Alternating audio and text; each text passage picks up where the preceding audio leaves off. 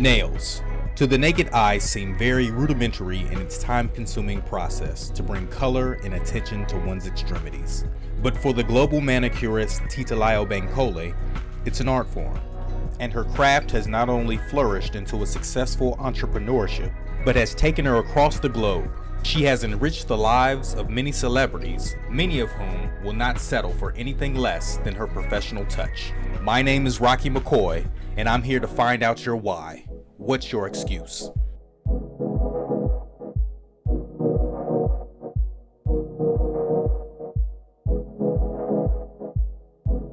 Born and raised in Washington, D.C., Titalayo, or Titi as she likes to be called, is a first-generation American with Nigerian roots.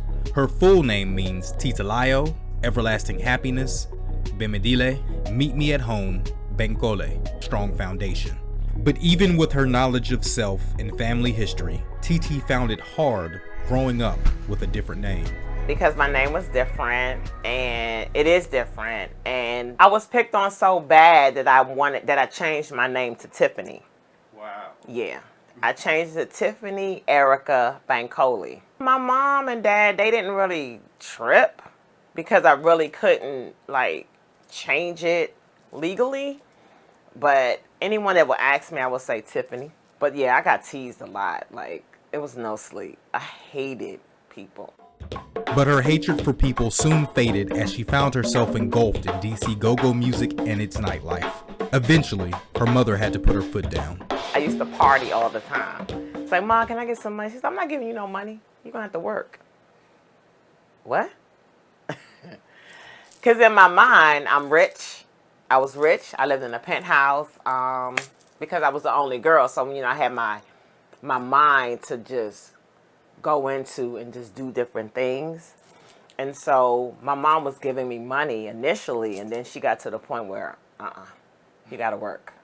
So I started doing hair. But it was a chance encounter in Silver Spring, Maryland, that would change the trajectory of her life. Well, I was in school. I was in Prince George's Community College, and I went and got my nails done. But I was doing hair while I was in college with my mom. And so when I got my nails done, I went to Silver Spring. That struck my interest. It was the detail in how she did my nails that made me think, oh, I can do this in my mother's salon, and it would be pretty easy. But her mother didn't make it easy. No money means no money. And I take a deep breath because at that time it was very hard. But the good thing was we were connected with a distributing company that she bought her supplies from. So I was having conversations with the woman, and she would allow me to have a tab. I would take the product, bring it to the salon, earn money, and pay for it. But I was getting 50%, and out of that 50, I had to buy my supplies. It was a process. It was a process that was I didn't know. I didn't know what it was going to do. The good thing too was I was in my mother's salon. And so it was like an automatic clientele in a sense, because the women were older. They were government workers or postal workers or police officers. They were blue collar workers. So, and they also loved my mom and they respected her. And so they were supporting me. It takes TT about an hour or so to do both hands and feet, but her first solo job wasn't as swift. It took me 2.5 hours to do a full set of nails. I would cut people's cuticles and skin with the nail file. Oh, they hated it. But I hated it too, but I just didn't know. I was filing the nails. It was new. It was a new file, so they're like, oh, but they would get cut. It's worse than a paper cut. But then I eventually went to school. TT had an apprentice license because she worked at her mother's salon, but needed the school hours to get a professional license. And I only went 1 day a week because I had a clientele. I had to work. And at the time, it was $600. So I paid, but I said, I just need you to give me the hours so I could go to the board. Crazy, right? Fully licensed with the full clientele, TT decided to branch out on her own. Now a single mother of a 2-year-old, she quickly learned that being an entrepreneur and mom was not for the faint at heart. It's like the sky is falling It was a challenge. I had to take him to work with me. And be quote unquote professional. I was very emotional, very highly emotional, like highly. Because you asking me this question, I'm literally got tears in my eyes to think back. So, but it's good because I'm better today. But at that time, I didn't realize that it was a lot. And often the lines were blurred between businesswoman and single mother. Honestly, I didn't need permission to be anybody. I allowed my frustrations to show. I allowed, not knowing that's what I was doing, I was a complete angry person because I was single-handedly taking care of a child, single-handedly working, single-handedly making sure that I wasn't put out. So every day, I just put my money in an envelope. I didn't touch my money until Saturday. And what was important was to pay my booth rent, pay my car note, pay my rent.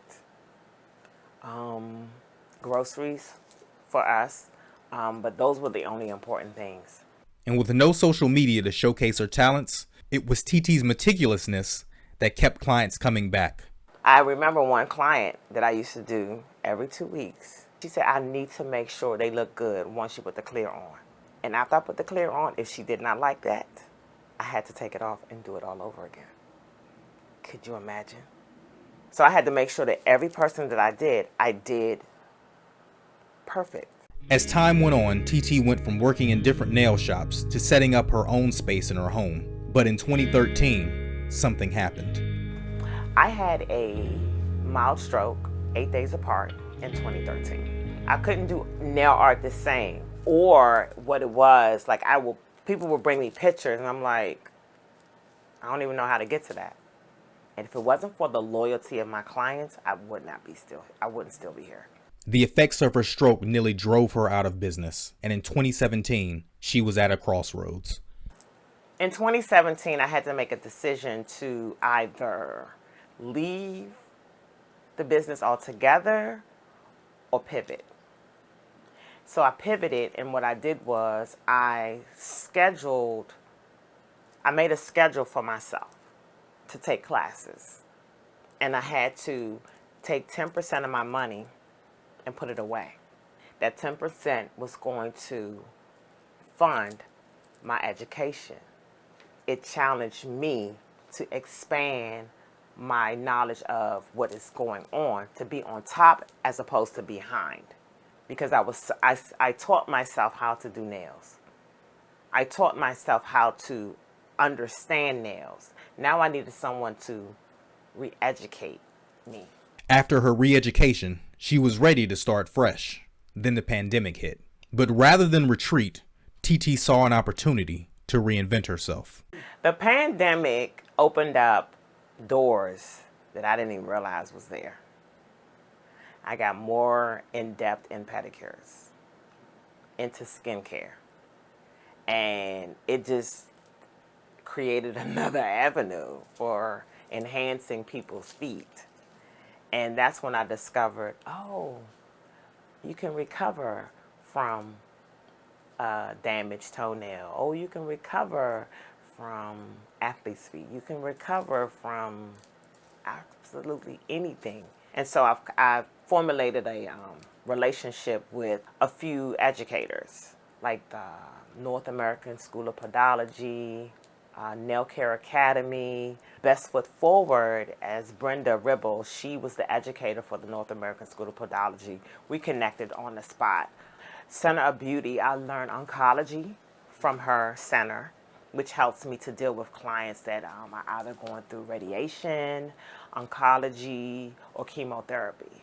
Just being able to understand and be sensitive to clients that may have gone through that process and to be able to properly identify those things before I touch them, because what happens is when you come in contact with people that have had some type of life-threatening situations, things change. From these relationships, she expanded to magazines, TV commercials, and gained access to supplies she used to have to save and pay for as a teenager. Not only that, she has an apprenticeship program where young girls can learn to better their trade. And her thoughts on competition? The outside competition is very stressful. The inward competition is a different type of stress. I have pushed myself and challenged myself to better myself by changing arenas and creating other avenues to expand my skills so that I can be competitive within myself. And what that means is I'm a editorial manicurist, and what I did is I took a class to learn how to package myself properly. And so when I hear people talk about there's a lot of competition out here, you use the word competition, I use the word opportunity. Opportunity to be the best that I'm going to be, and if there's more, I'll continue to evolve. So what's the end game?